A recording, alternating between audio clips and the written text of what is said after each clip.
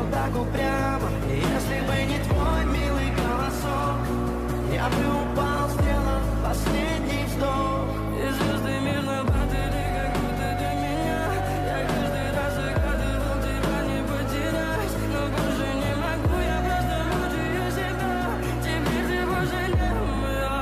В камине в 6 утра фотография твоя, горят воспоминания о тебе.